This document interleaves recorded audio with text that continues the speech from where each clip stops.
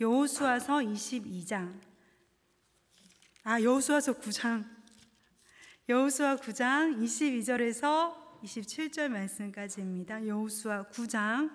제가 가지고 있는 성경 구약 성경 333페이지입니다. 구약 성경 333페이지 여호수아 9장 22절에서 27절 말씀까지입니다.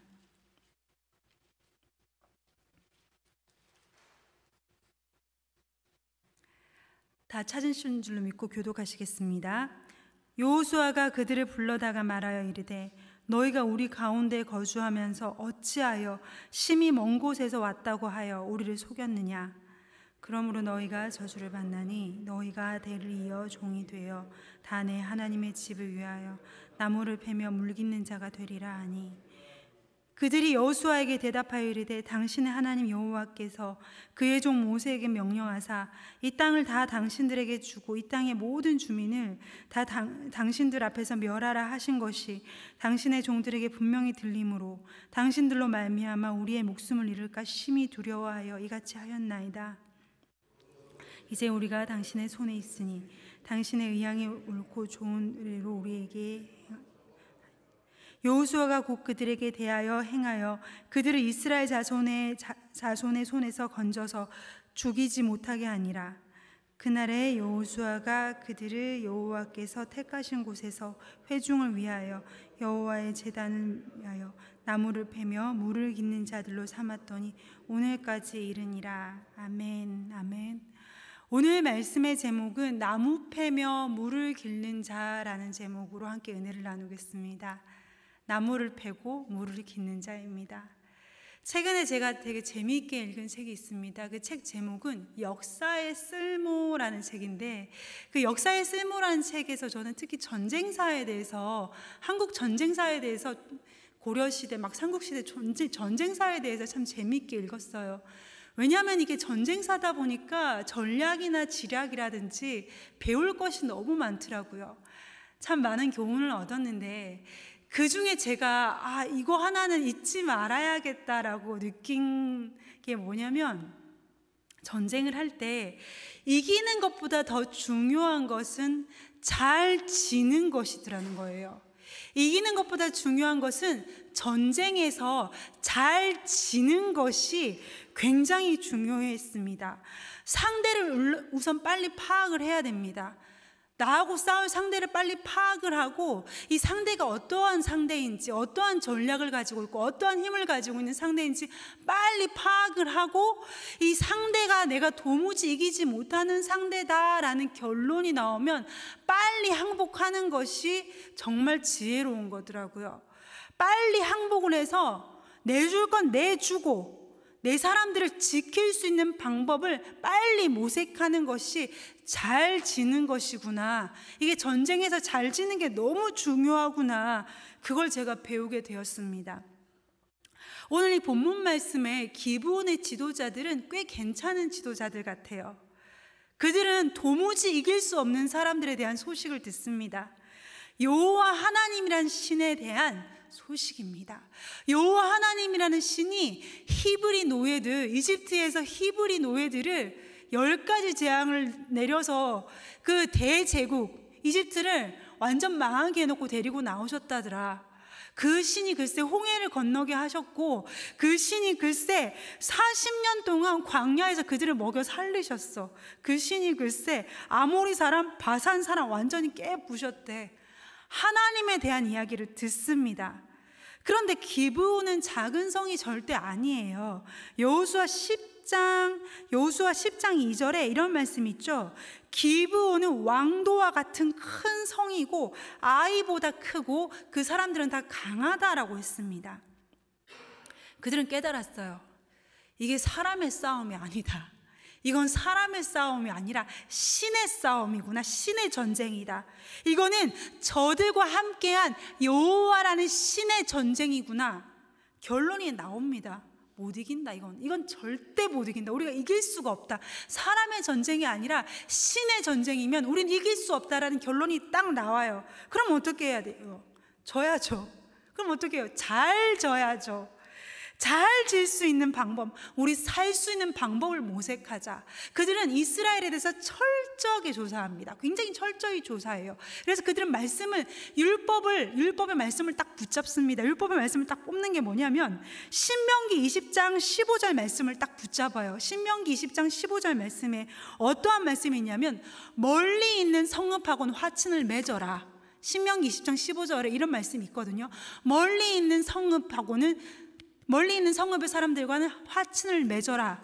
그런데 가나안 사람들은 예외 없어, 다 죽여야 돼 라는 신명기 20장 15절과 20장 15절과 16절 말씀을 그들은 딱 붙잡습니다. 아하, 이거다. 딱 붙잡고 그들은 멀리서 온 사람인 척 꾸밉니다. 그들은 사실은 나중에 보면 이스라엘 사람들이 지금 있는 곳에서 3일 걸어가니까 나올 만한 가까이에 있는 사람들인데, 이 사람들은 이 말씀을 딱 붙잡고 멀리 있는 사람들인 척 지혜를 깨냅니다. 곰팡이 난 떡을 준비하고 다 떨어져서 헤어진 전대와 신발, 다 떨어진 신발을 준비를 합니다.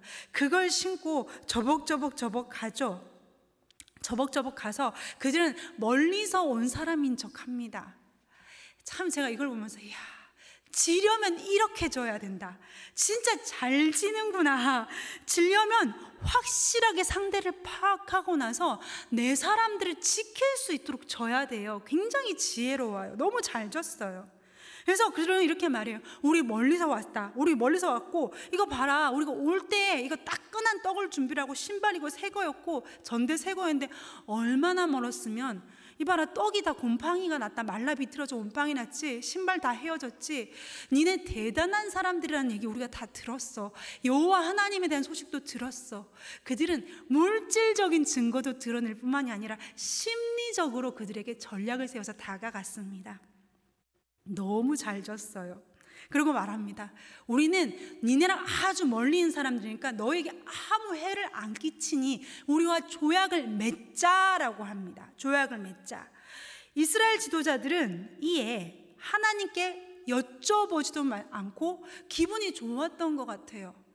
우리 보고 대단하다 해주니, 히브리 노예 출신들이 우리 보고 대단하다 해주고 니네 하나님 알아? 그렇구나. 조약 맺어버립니다. 하나님께 여쭤보지를 않았어요. 여러분, 여기서 이스라엘에 대한 소식은 가나안 근방에 있는 사람들이 다 들었어요. 첫 번째, 여리고성 사람들도 들었어요. 그죠? 여리고성 사람들도 들었고 라합도 들었어요. 기브온도 들었고 가나안에 있는 모든 사람들은 이스라엘에 대한 소식을 다 듣고 그들과 함께 하시는 여호와 하나님에 대한 소식을 다 들었습니다. 그런데 반응이 다 다릅니다. 첫 번째, 여리고와 아이성 사람들은 어떻게 반응하죠? 문을 안 열어요. 이를 갈아요. 절대로 문을 안 열고 하나님 앞에 끝까지 대항하다가 다 죽습니다. 2번, 하나님에 대한 소식, 이스라엘에 대한 소식을 들은 2번, 기브온의 반응은 어떻습니까? 살아남자. 어떻게 해서라도 살아남자. 그래서 그들이 한 건 뭐예요? 속입니다. 속이는 반응을 취하지요. 3번, 제가 너무 아끼는 여인 라합은 어떻게 반응을 했습니까? 믿음으로 나아가요. 우리가 들었어. 나는 그렇게 니네 하나님이 그렇게 강한 분이라는 걸 믿고 하나님 말씀대로 되리라고 나는 믿어. 그러니 제발 살려주세요 하고 3번 라합은 믿음으로 반응했습니다. 여러분, 답은 뭐예요? 정답은 뭐예요? 3번입니다. 믿음으로 반응해야 되는 겁니다. 하나님께 기브온이 믿음으로 반응했더라면 사실대로 말하고 하나님을 우리도 믿습니다. 믿고자 합니다. 살려주십시오 라고 하나님께 나아갔으면 결론이 달라지지 않았을까요? 하나님이 은혜 많으시고 사랑 많으신 하나님이 하나님 앞에 머리를 조아리고 믿음으로 살려고 나온 자들 하나님 살 길 안 열어주셨을까요? 결론이 달라졌을 거예요. 근데 왜 이들은 이렇게 했을까요? 하나님을 몰라서 그래요. 하나님을 몰라서 이렇게 한다라는 거예요. 지금 우리도 이 시대 사람들도 동일합니다. 하나님을 모릅니다. 하나님을 모르니까 하나님의 능력도 알고 하나님의 전지전능하심도 알지만 하나님이 나를 사랑하신다라는 것에 대한 확신이 없으니까 때로는 하나님을 속임으로 나오기도 하고 때로는 하나님 앞에 내 행위로 하나님을 만족시키려고 하고 나옵니다.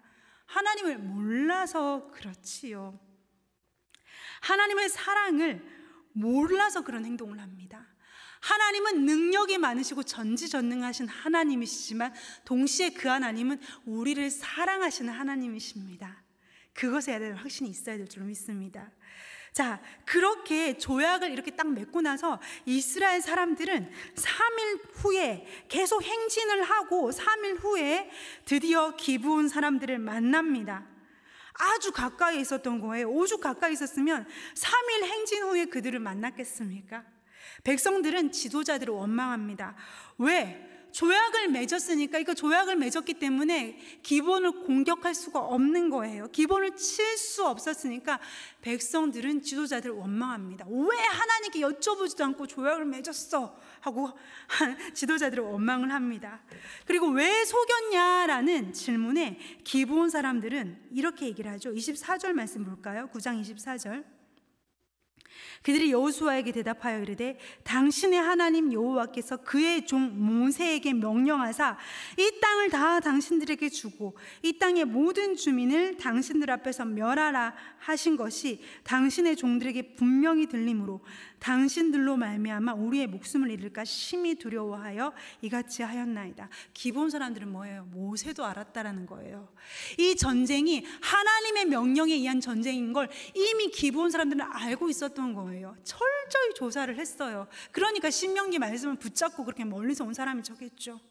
그리고 이렇게 말하죠. 우리 살고 싶어서 이렇게 했습니다. 우리 너무 살고 싶어서 이렇게 했습니다. 그러니 이제 당신의 좋은 대로 우리에게 행하소서라고 말합니다. 그래서 9장 23절 말씀에 여호수아는 그들에게 말합니다. 너희가 저주를 받나니 너희가 대를 이어 종이 되어 다 내 하나님의 집을 위하여 나무를 패며 물을 깃는 자가 되리라. 그들은 저주를 받습니다. 종이 되어서 하나님의 집을 위하여 나무를 패며 물을 깃는 자가 되는 것인데 이거를 대를 이어서 니네 자자손손 하나님의 집을 위해서 물 깃고 나무 패는 자가 될 거야 라는 저주를 내립니다. 그런데 여러분, 왜 나무를 패야 되고 왜 그들이 물을 길어 와야 됐을까요? 왜 그게 필요했을까요? 왜 나무 패고 물 깃는 일이 왜 필요했을까요? 더운데 땔감으로 온돌처럼 이렇게 방을 지질 필요도 없잖아요. 근데 왜 나무와 물이 필요했을까요? 그들에겐 성막이 있었기 때문이에요. 제사를 계속 드려야 됐기 때문에 번제할 제물을 하나님께 제물을 계속 태워 올려야 되기 때문에 나무가 필요하고 물이 필요했습니다. 그런데 이 건조한 중동에서 물을 길어오고 나무를 패우는 것이 이게 쉬운 일입니까? 이게 힘든 일이라는 거예요. 아무도 하지 않으려고 하니까 허드렛 일이라고 생각했으니까 종들에게 시킨다라는 겁니다. 아무도 하기 싫어하는 일이니까 니네는 그 저주로 이걸 해야 돼 라고 여호수아는 그들에게 저주했다라는 것입니다. 여러분, 참 이게 인간의 마음이라는 게 이렇습니다. 불과 40년 전에 이집트의 노예로 살 때 맨날 벽돌을 굽던 게 그들의 일이고 아들을 낳으면 나일강에 던져버려야 될 때 이스라엘 백성들은 하나님 우리를 여기서 살려만 주시면 우리는 평생 하나님 앞에 무엇이든 하고 하나님께 감사하며 살겠습니다 라고 마음먹었던 사람들이 딱 40년 지나고 다리 뻗을만 하고 등이 따진 건 아니고 등을 댈만 하고 다리를 뻗을만 하니까 이거 물 깃는 거 힘들어, 나무 패는 거 힘들어 하더라는 것입니다. 이 인간의 참 어쩔 수 없는 연약함인데 정말 등 따시고 배부르면 하나님을 안 찾는 것 같아요. 이건 저도 마찬가지인 일이지만 하나님 살려주세요 라고 열심히 기도해서 구해서 하나님이 살려주시면 그 다음부터는 살만해요. 충만해지면 코로 숨을 쉴만 하면 그 다음 걸 생각하는 게 인간이라는 것입니다. 나무 패며 하나님의 제사를 위해서, 하나님의 성전을 위해서 나무를 패고 물을 깃는 게 어느 순간 그들에게는 너무 힘들다, 이거 하기 싫다, 이거 누가 좀 해줬으면 좋겠어 라는 허드렛 일이 돼버렸다라는 것입니다. 그런데 하나님은 아무리 작은 일이라도 하나님의 일을 하는 사람을 하나님은 기억하십니다. 하나님 앞에서는 허드렛 일이 없어요. 왜? 하나님이 그 일을 기억하시고 그 자리를, 그 사람을 기억하시기 때문입니다. 기브온은 여호와의 종이 됩니다. 하나님의 종이 됩니다. 여호와의 종, 원어로 말하면 에벳 아도나이입니다. 에벳 아도나이, 에벳 종, 아도나이 하나님, 여호와 주님, 에벳 아도나이 여호와의 종이 됩니다. 그런데 이 에벳에는 두 가지 뜻이 있어요. 첫 번째는 말 그대로 종입니다. 시키는 거 다 해야 되는 종, 에벳에는 첫 번째 종입니다.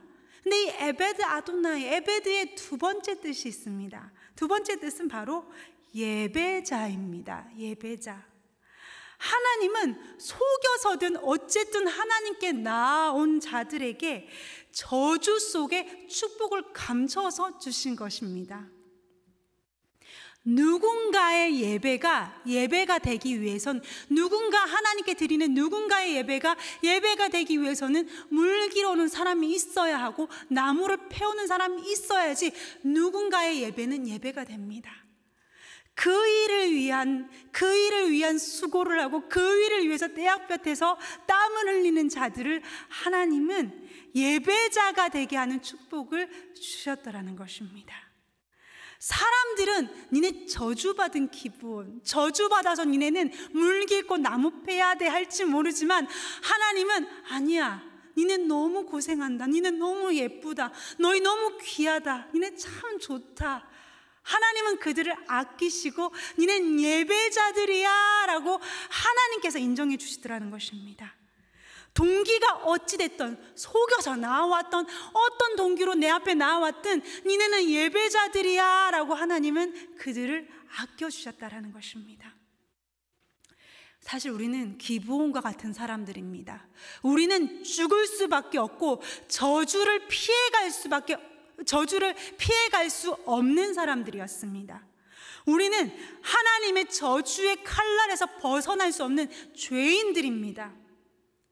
우리 중 누군가는 라합처럼 믿음으로 반응해서 하나님 앞으로 나온 사람들이 있을 거예요. 우리 중에 누군가는 라합처럼 하나님 사랑해요, 하나님 믿겠습니다, 순전하고 거룩하고 아름다운 믿음으로 그 신앙이 출발한 멋진 사람도 있을 거예요. 그런데 우리 중에 누군가는 나 병이 나아야 되는데 병 낫고 싶어서 하나님께 나아올 수도 있고, 내가 이 문제가 있어, 내 비즈니스가 좀 잘 돼야 돼, 내 자녀가 좀 잘 풀렸으면 좋겠어, 나 하나님 앞에 복을 좀 받아야겠어 하는 마음으로 하나님 앞에 나아온 자들도 있을 것입니다. 마치 기브온처럼 동기가 좋지 않은 동기로 하나님 앞에 나아온 자들도 있을 겁니다. 그런데 하나님은 동기가 어찌됐든 하나님 앞에 살고자 나온 자들을 하나님은 아무도 외면치 아니하시더라는 겁니다. 너는 동기가 불손하니 나가, 너는 거룩하니 믿음으로 나왔은 내 백성이야. 하나님은 이렇게 차별을 두신 분이 아니라 동기가 어찌됐든 어떤 마음으로 나왔든 너 나한테 붙어서 살고자 왔어? 그럼 넌 예배자야. 하나님은 다 받아주시더라는 것입니다. 어떤 마음으로 나왔든, 아직 하나님을 잘 몰라서 하나님을 오해해서 왔든, 어떤 마음으로 나왔든 하나님은 일단 하나님께 붙어 살고자 하는 자들을 하나님은 외면치 않으시고 품어주십니다. 그래서 하나님이 너무 좋으신 분이십니다. 하나님 너무 좋아요. 그래서 예수님의 십자가의 구원은 너무 똑똑하고 너무너무 지혜로운 니고데모 같은 사람을 위한 것이기도 했고, 아리마대 부자 요셉 같은 사람을 위한 구원이기도 했고, 예수님의 십자가의 구원은 남편을 5명이나 갈아치운 여자를 위한 구원이기도 했고, 문둥병 환자를 위한 구원이기도 했고요. 그 구원은 민족의 등에 빨대를 빨아서 민족의 등에 피를 빨아먹는 세리를 위한 구원이기도 했다라는 것입니다. 예수님의 십자가의 구원은 차별이 없어요. 어떠한 동기로 나왔든 예수님 아니면 나는 죽을 수밖에 없으니 주님 붙잡고 살고자 합니다 하고 나온 모든 자들에게 예수 십자가는 구원이 되어 주시더라는 것입니다. 하나님의 사랑은 차별이 없으십니다. 제가 그래서 어제 이 말씀을 준비하면서 너무 가슴이 벅차더라고요. 너무 좋으셔서요. 정말 와, 하나님 너무 좋으십니다 하고 정말 제가 전율을 했습니다. 왜냐하면 이게 뭐 제가 특별히 거룩해서가 아니라, 안 거룩한 건 여러분들도 더 잘하실 거고, 거룩해서가 아니라 하나님 사랑이 너무 좋더라고요. 너무 따뜻하니까 정말 너무 좋으시구나, 이분을 내가 믿게 됐다라는 게, 어떻게 내가 이런 분을 다 믿게 되었을까, 너무 감사했습니다. 하나님은 이렇게 좋으신 분입니다. 그 하나님이 여러분의 아버지 되시고 여러분을 사랑하세요. 얼마나 감사합니까? 하나님은 하나님의 전을 위해 나무를 패고 물을 길어온 기브온들을 기억하셔서 나중에 사울이 조약을 어기고 기브온을 죽여요. 그러자 하나님께서 다윗의 시대에 3년 동안 기근을 주십니다. 하나님은 기브온을 아끼셨어요. 하나님이 좋아하셨어요, 이 사람들을. 나중에 기브온이 어디까지 나오냐면 다윗과 솔로몬 시대를 넘어서 바벨론 포로로 갔다가 나중에 귀환하게 됩니다. 목사님께서 지난주 주일부터 느헤미야서 말씀하시죠. 그 느헤미야 시대까지 그들은 계속해서 나옵니다.